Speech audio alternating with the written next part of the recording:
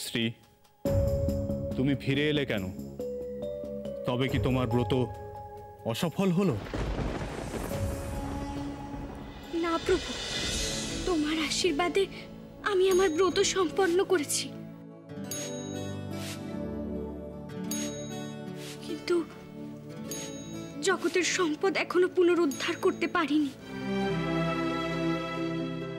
হঠাৎই তোমার জন্য হৃদয় অস্থির হয়ে উঠল, তাই ফিরে এলাম বৈকুণ্ঠে। এমন কি ঘটল দেবী, যাতে তুমি এত অস্থির হয়ে পড়লে?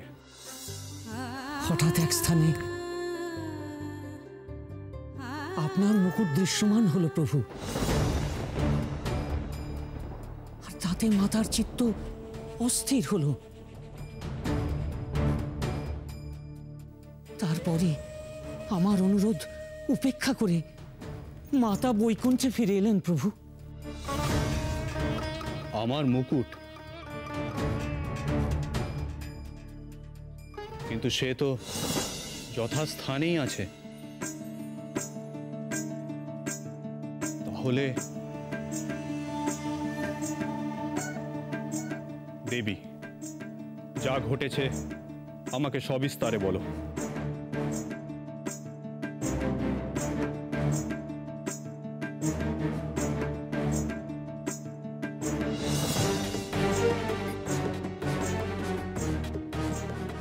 ব্রত পালনের পরে আমি শ্রীযন্ত্রের সাহায্যে এক অদ্ভুত স্থানে পৌঁছালাম।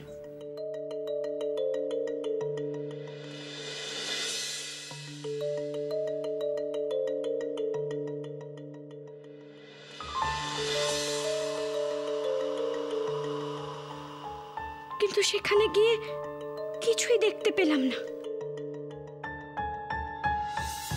কণ্টক ঝোপ ছাড়া।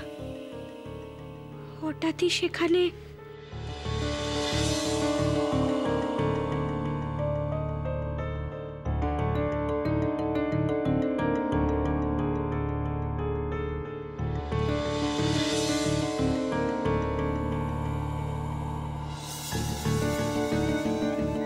কিন্তু হঠাৎই আবার তা অদৃশ্য হলো।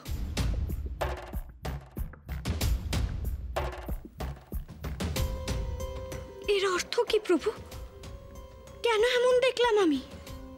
দেবী, নিশ্চয়ই কেউ মায়া প্রয়োগ করেছিল তোমাকে বিভ্রান্ত করার জন্য।